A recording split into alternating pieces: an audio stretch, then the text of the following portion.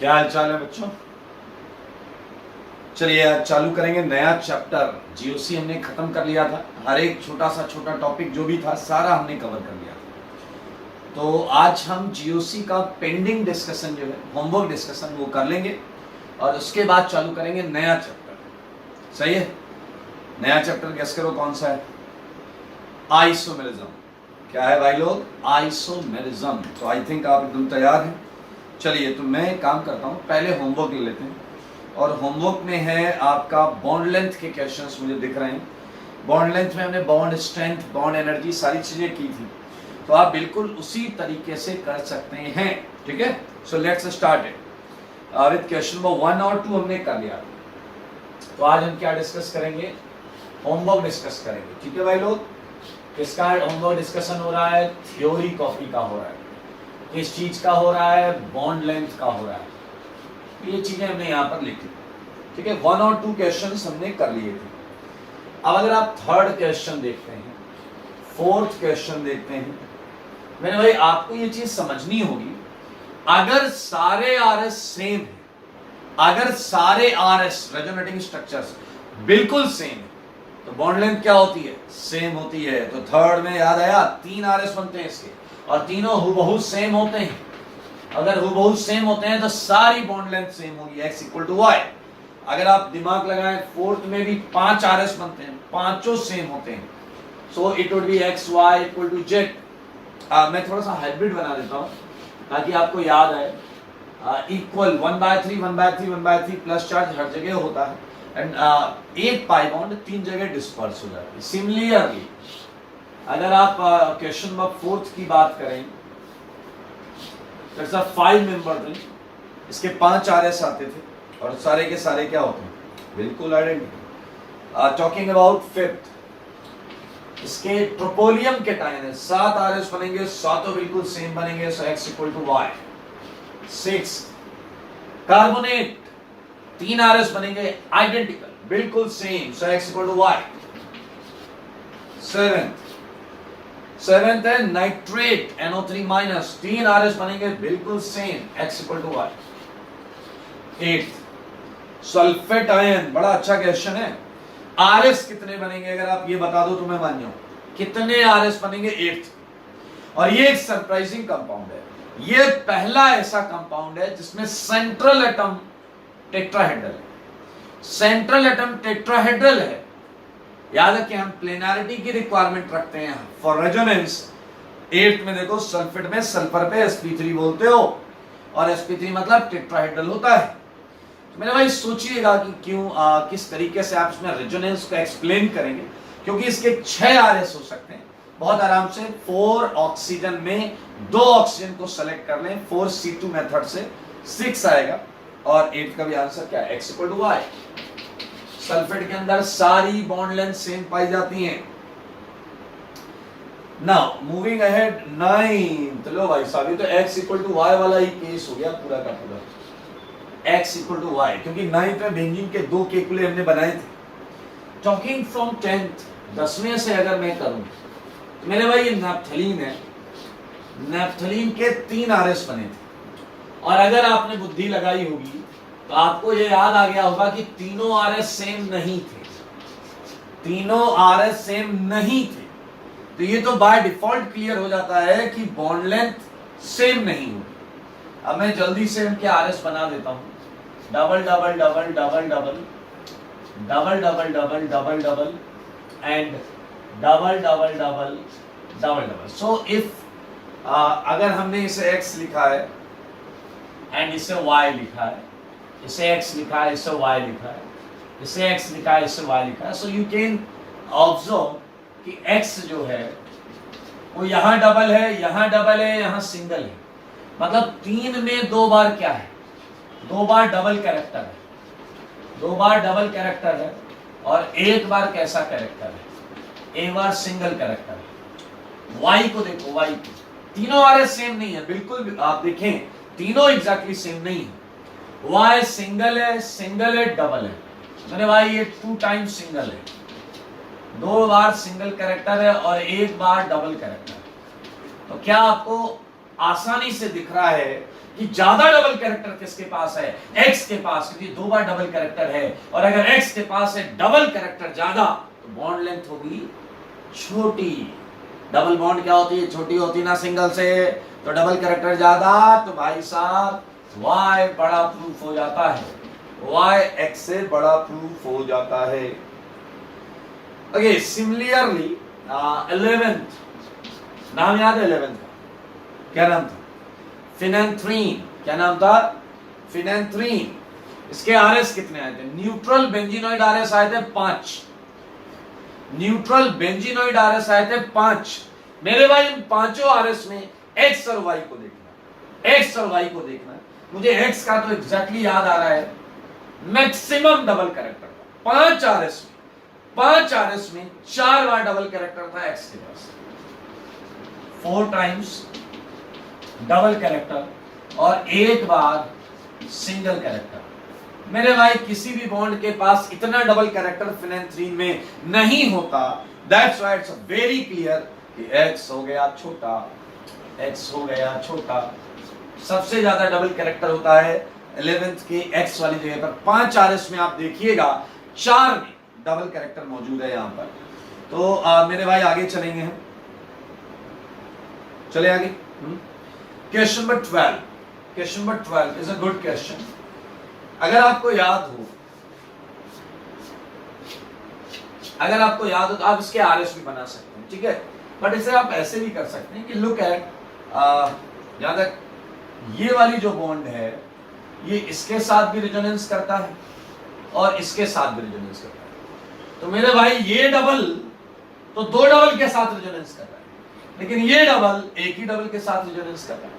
तो मेरे भाई अपने को साफ साफ दिख रहा है कि बीच वाला जो डबल है जिसे हमने वाई बोला है वो ज्यादा रेजोनेंस कर रहा है, और अगर वो ज्यादा रेजोनेंस कर रहा है तो वहां ज्यादा सिंगल कैरेक्टर आएगा, और अगर ज्यादा सिंगल कैरेक्टर आएगा तो y ग्रेटर देन x। फिर से सुनो, बीच की डबल बॉन्ड रेजोनेंस आजू वाली बॉन्ड से भी कर रही है, बाजू वाले बॉन्ड से भी कर रहा है, लेकिन आजू वाला तो केवल बीच वाले से कर रहा है। तो मेरे भाई इसके यहां पर अगर हम देखें तो यहां सिंगल बॉन्ड कैरेक्टर ज्यादा आ जाएगा। दैट्स व्हाई आप समझ रहे हैं बॉन्ड लेंथ बड़ी हो जाएगी। आगे बढ़ते हैं। अरे 13 तो पहचान गए होंगे भाई साहब, SIR steric inhibition of resonance, steric inhibition of resonance.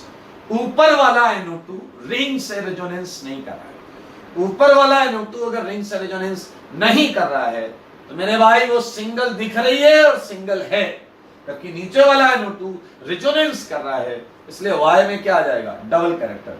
So X greater than Y, X greater than Y। और यहां कॉन्सेप्ट लगा है SIR इफेक्ट का, SIR इफेक्ट का 14th आई थिंक हमने क्लास में डिस्कस कर लिया था। 14th में ऊपर वाला N रेजोनेंस नहीं कर सकता ब्रेड्स रूल की वजह से, जबकि Y वाला रेजोनेंस करेगा। तो मेरे भाई आप ध्यान से देख सकते हैं ब्रेड्स रूल यहां पर लग रहा है। मैं क्वेश्चन नंबर 14 लिख दे रहा हूं। Your answer is x greater than y and reason is because of Bredt's rule, Bredt's rule की वजह से। तो भाई साहब ये है, अरे और है भाई साहब, अभी तो बॉन्ड लेंथ के और क्वेश्चन। 15 बहुत मजेदार क्वेश्चन, मैं इसे हटा देता हूं, ठीक है, ये हटा देता हूं।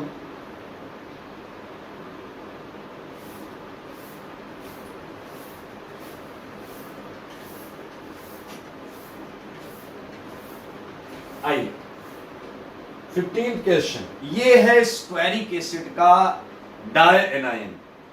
15th को अगर हम देखें तो ये है स्क्वेरिक एसिड का डायएनाइन। सारे लोग देखिएगा, डबल बॉन्ड हो, डबल बॉन्ड हो, O माइनस O माइनस, ठीक है। मेरे भाई अगर आप इसके RS बनाने पर आ जाए, RS बनाने पर, तो मेरे भाई इसके RS इस तरीके से बनता है। ये वाला माइनस इस डबल बॉन्ड के इलेक्ट्रॉन को रिपेल करेगा, यहां माइनस आएगा, वो इसके साथ रेजोनेंस करेगा। तो जो RS बनेंगे इसके वो ऐसा बन जाएगा। इधर डबल बॉन्ड हो, इसे तो टच नहीं किया आपने, इसे टच नहीं किया आपने, तो ये तो ऐसे ही रहेंगे। ये पहले डबल था, आजकल सिंगल है, ये सिंगल था, आजकल डबल है। बीच में डबल बॉन्ड आ जाएगी, इसके मुंह पर माइनस आएगा, इसके पूंछ पर प्लस आएगा, मुंह पर माइनस, पूंछ पर प्लस बॉन्ड। मेरे भाई ऐसा नहीं लग रहा आपको कि इसे 90 डिग्री एंटी क्लॉकवाइज घुमा रहे हो? 90 डिग्री एंटी क्लॉकवाइज, दोनों वो इधर आ गए या नहीं? एंटी क्लॉकवाइज घुमा रहे हो। समझदार के लिए काफी सारा, और आप बोलोगे तो बताऊंगा दोबारा। ये इधर, ये इधर, ये इधर, उसी एंटी क्लॉकवाइज सेंस में इसे और घुमा दो। अगर आप उसी एंटी क्लॉकवाइज सेंस में इसे और घुमाएंगे तो बनने वाली चीज को देखो। ये टच नहीं किया, ये टच नहीं किया, ये पहले सिंगल था आजकल डबल हो गया, ये डबल था सिंगल हो गया, और यहां क्या आ जाएगा बीच में? इधर मुंह पर माइनस, पूछ पर प्लस, डबल। तो मेरे भाई 3 बना दिए, चौथा भी बना दूंगा, आपको समझ में आ गया 4 ही बनना है, ये घूम रहा है ना। अब बहुत आराम से आप ऐसा रेजोनेंस कर सकते हैं। So you can have O minus double bond or double bond. So this is all about resonating structure of dianion of squaric acid, and clearly we can observe कि सारे RS बिल्कुल सेम है। अरे energy level में तो same है। तो मेरे भाई it's very very precise that X equal to Y equal to Z equal to W। ये है carbon carbon bond length, and P equal to Q equal to R equal to S, ये है carbon oxygen bond length, carbon oxygen bond length. बहुत अच्छा question, चारों aromatic हैं। That's why squaric acid conjugate base है squaric acid, that's why squaric acid अच्छा खासा acidic होता है। ठीक है, 16th इजी है मेरे ख्याल से, आपको 16th में कोई इशू नहीं होगा। 16th के 2 RS बनते हैं, दोनों सेम होते हैं, X equal to Y। 16th के दोनों RS बिल्कुल सेम होते हैं। क्लियर? 17th क्वेश्चन को अगर आप देखेंगे तो Y ग्रेटर देन X आएगा, क्योंकि आपको पता है Y में सिंगल कैरेक्टर हमेशा ज्यादा ही रहेगा, और ये वो वाला RS है जो सबसे ज्यादा कॉन्ट्रीब्यूटिंग। अब देखें 17th में जो बना हुआ है कंपाउंड, ये मोस्ट कॉन्ट्रीब्यूटिंग RS है, तो X में डबल कैरेक्टर ज्यादा रहेगा। 18th is a good question but easy as well. 18th पर मोस्ट इंपॉर्टेंट लगा लो, ये पक्का पूछा जा सकता है, मोस्ट इंपॉर्टेंट। ठीक है, so what is very clear to us कि W बहुत अच्छा है और Z सबसे छोटा है। इसमें कोई डाउट है तो मेरे भाई इलॉजिकल बात है, क्योंकि अगर आप देखें W प्योर सिंगल है, प्योर सिंगल मतलब बड़ा हो गया, और Z प्योर डबल है इसलिए छोटा हो गया। अब बात करते हैं, हमें पता है P और Q बराबर हैं क्योंकि इक्वल RS आएंगे, P और Q लेंथ बिल्कुल बराबर है। X और Y में आते हैं, X और Y में आपको पता है ये बराबर नहीं होंगे क्योंकि इनके RS सेम नहीं होंगे। तो मेरे भाई इट्स वेरी वेरी क्लियर कि 18th में जो डबल दिख रहा है Y, वो डेफिनेटली सिंगल, मतलब दोनों जगह डबल कैरेक्टर, X जगह भी डबल कैरेक्टर है, Y भी डबल कैरेक्टर है, बट Y में ज्यादा डबल कैरेक्टर होगा क्योंकि ये वाला पोर्शन ज्यादा contribute.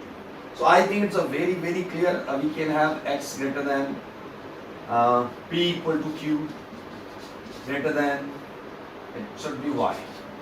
Look at this, look at this, ये देखिए, ये अच्छा क्वेश्चन, ये पेपर में IIT में कहीं भी पूछा जा सकता है। 19th, I think 19th तो आपने guanidine था, 19th is guanidine, and 3 identical RS आएंगे, और तीनों आइडेंटिकल RS की वजह से X इक्वल टू क्या हो जाएगा? Y। Okay, X equal to क्या हो जाएगा? Y। अब हम बात करें अगर क्वेश्चन नंबर 20th की, क्वेश्चन नंबर 20th की बात करें तो बड़ा अच्छा क्वेश्चन है। आपको बॉन्ड लेंथ कंपेयर करनी है, सारे लोग ध्यान से देखो। ठीक है, ये था एक डबल बॉन्ड है इधर, और ऑक्सीजन, आसान था, इजी भी है, बस 2 कंपाउंड में ध्यान से देखना।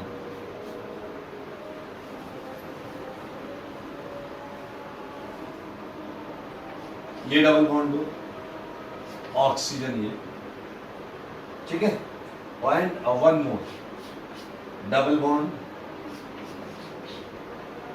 ओके मेरे भाई, आपने टारगेट किससे किया? डबल को, double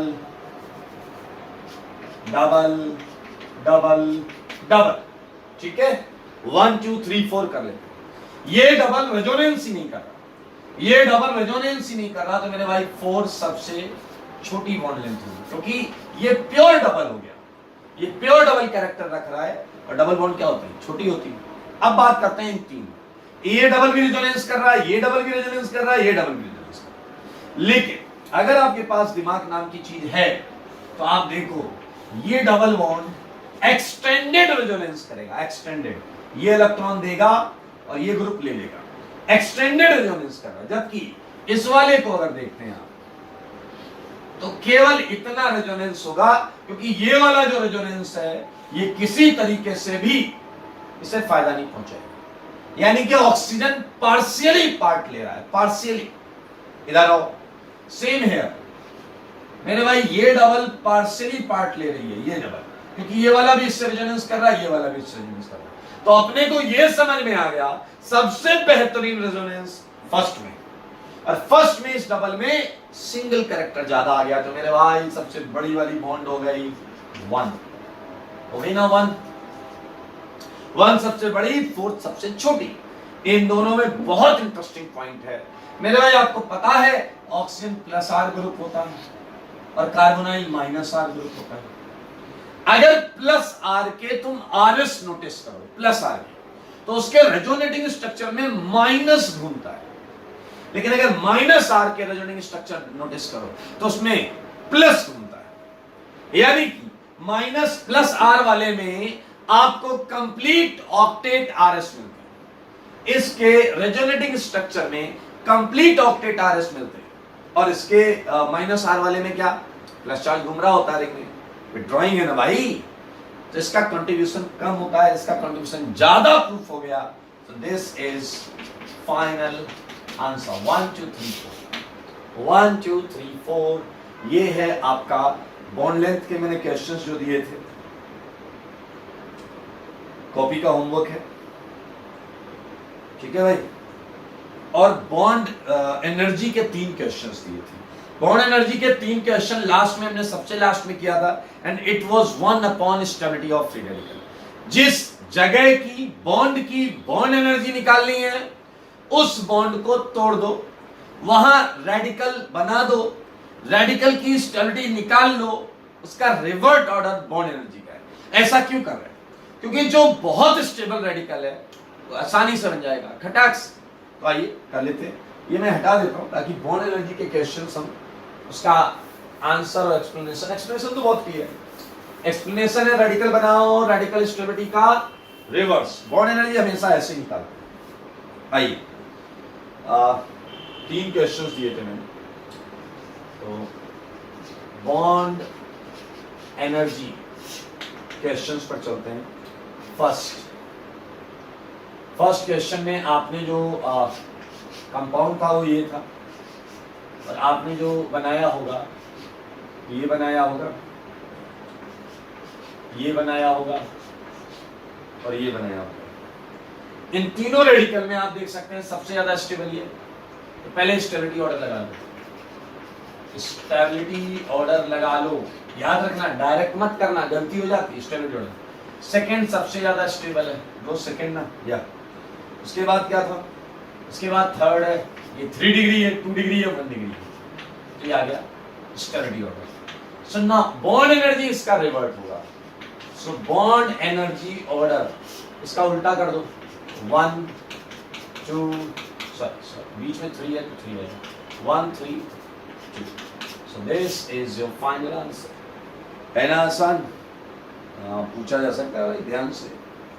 so I think it's just a simple case, आप रेडिकल बना लेंगे और बॉन्ड एनर्जी ऑर्डर निकालना है, तो मैं डायरेक्ट आंसर लिख देता हूं, आप नेक्स्ट कर लीजिएगा। सेकंड में सबसे ज्यादा एनर्जी होगी सेकंड की, सबसे ज्यादा एनर्जी होगी सेकंड की, ठीक है। उसके बाद होगा आपका फिफ्थ, ठीक है। फिफ्थ के बाद होगा आपका थर्ड, थर्ड के बाद होगा आपका फर्स्ट, और फर्स्ट के बाद होगा फोर्थ। ये बॉन्ड एनर्जी ऑर्डर लिखा हुआ है, बॉन्ड एनर्जी ऑर्डर सेकंड के लिए डबल बॉन्ड पर सबसे घटिया रेडिकल बनता है, याद रखना। थर्ड का मैं आंसर लिख देता हूं, फोर्थ सबसे अच्छा है, मतलब ज्यादा बॉन्ड एनर्जी है। फोर्थ के बाद जो है वो आएगा आपका 1, 1 के बाद आएगा 3, 3 के बाद आएगा 5 और 5 के बाद आएगा 2। सॉरी ये फोर्थ है, फोर्थ 2 जैसा लग रहा है, फोर्थ, ठीक है। सो आपका मेरे भाई खुशखबरी ये है कि वी जस्ट फिनिश्ड क्या, जीओसी का डिस्कशन अलोंग विद एवरीथिंग। अब आप ध्यान से सुनिए, आपके होमवर्क में एक नई सीट आपको मिलेगी acid based acidic and basic strength की, वो सीट भी आपको करनी है, ठीक है। हर क्लास में आप एक्स्ट्रा 30 क्वेश्चंस ऐड कर लें और उसका डिस्कशन उसी तरीके से सॉल्यूशन अपलोड करके ही होगा। अभी हम आज नया चैप्टर चालू कर रहे हैं, तो आइए स्वागत करते हैं नए चैप्टर का, और ये है महा इंपॉर्टेंट आइसोमेरिज्म, ठीक है। Let's start. आइए हटा दूंगी। आइसोमेरिज्म सुना है आप लोगों ने कभी? बोलो, कभी सुना है? जानते हो कुछ आइसोमेरिज्म के बारे में? नहीं जानते हो तो आज जान जाओगे, टेंशन नहीं लो भाई, टेंशन नहीं लेने का इधर आओ। हम पढ़ने जा रहे हैं आइसोमेरिज्म। क्या पढ़ने जा रहे हैं? आइसोमेरिज्म। दरअसल आइसोमेरिज्म एक फिनोमेना है, दो कंपाउंड के बीच में, कम से कम दो कंपाउंड के बीच में रिलेशन को रिप्रेजेंट करने की। समझ में आया? Isomerism as a phenomenon to represent relation between given at least 2 compounds। आइए अब मैं आपको जो बोलूंगा वो आप पहले दिलो दिमाग में बैठा लेना। Compounds having same molecular formula, मेरे साथ साथ बोलना है सबको, मेरे साथ साथ बोलो, जिधर भी बैठे हो, जहां भी बैठे हो, मेरे साथ साथ बोलो। Compounds having same molecular formula, ठीक है। मैं ये लाइन पूरी नहीं करूंगा, मैं ये एक इनकम्प्लीट लाइन आपको बताऊंगा। ये इनकम्प्लीट लाइन आपके दिमाग में होनी चाहिए, फिर देखना इसे स्टाइलिश तरीके से कंप्लीट कर लेंगे। Compounds having same molecular formula, अभी और इसमें थोड़ा सा ऐड कर लो, बट डिफरेंस इन, क्लियर? क्या बोला मैंने? Compounds having same molecular formula but difference in, बस अभी आपको समझ में आ रहा है, लाइन पूरी नहीं हुई है, इसके आगे कुछ तो होना चाहिए। डिफरेंस किसमें है ये तो बताओ। अरे सब करेंगे ना, रिलैक्स हो जाओ। आई तो आइसोमेरिज्म जो है मेरे भाई, इसे हम लेकर हम इसका क्लासिफिकेशन कर लेते हैं। यहाँ पर इसका क्लासिफिकेशन कर लेते हैं, सारे लोग देखिए, बहुत इंपॉर्टेंट है, मजेदार है। अब एक झटके में सारी डेफिनेशंस आपको आ जाएगी। देखिए आइसोमेरिज्म का जो सबसे बड़ा पोर्शन है वो स्ट्रक्चरल आइसोमेरिज्म, एक पार्ट है ये स्ट्रक्चरल आइसोमेरिज्म, और एक पार्ट जो है वो है मेरे भाई स्टीरियो आइसोमेरिज्म। स्टीरियो आइसोमेरिज्म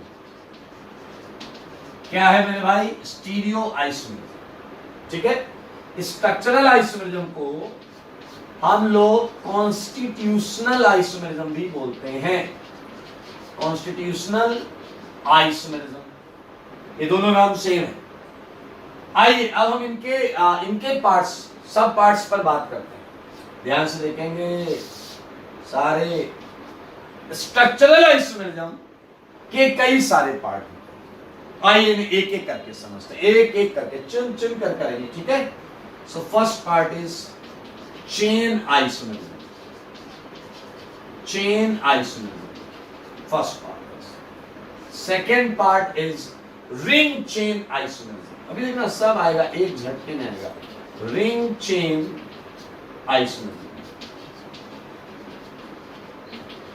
ये सेकेंड पार्ट। थर्ड पार्ट है position isomerism. Position isomerism. Fourth part है फंक्शनल आइसोमेरिज्म। मैं आइसो लिख रहा हूं, पूरा मतलब मान लेना आइसोमेरिज्म। ओके, एक और है मेरे भाई, मेटामेरिज्म, मेटामेरिज्म।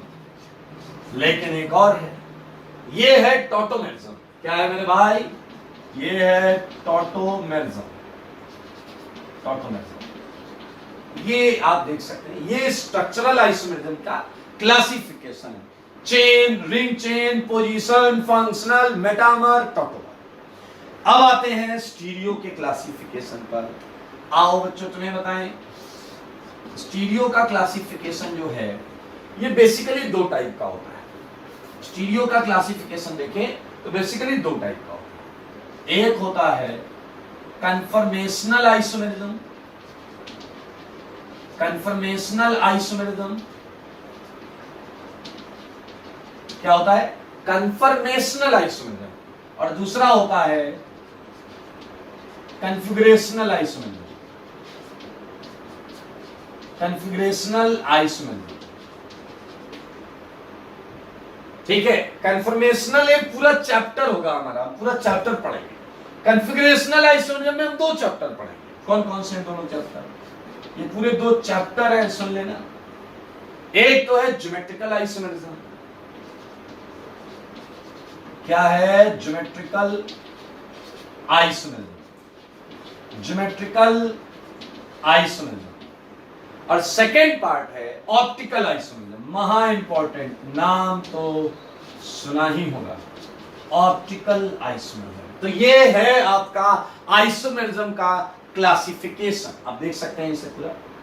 मुद्दा ये है कि सर डेफिनेशन तो भी आपने हमें आधी बताई है कि compounds having same molecular formula but difference in, धैर्य रखो बस, अभी वो भी कर लेते।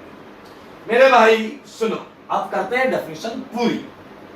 आइसोमेरिज्म कहीं भी देखो, सोते जागते खाते पीते राह चलते, अगर आइसोमेरिज्म कहीं दिख जाए तो आपके मन में इतना ख्याल आना चाहिए, compounds having same molecular formula but difference in. अब सुनो ध्यान से, ये आइसोमेरिज्म वर्ड, ये आइसोमेरिज्म वर्ड जहां जहां भी दिख रहा है, जहां जहां भी दिख रहा है, सारे देखो, यहां दिख रहा है, यहां दिख रहा है, यहां दिख रहा है, यहां दिख रहा है, यहां दिख रहा है, यहां दिख रहा है, इधर है, इधर है, इधर है, भाई इधर है, हर जगह।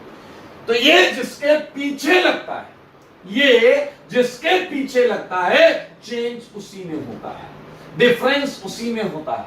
सारी डेफिनेशन आ गई एक झटके में, सोचो जरा। आओ हम इसकी डेफिनेशन निकालते हैं, ठीक है। इसको देखा तो क्या ख्याल आया? इसको देखा तो क्या ख्याल आया?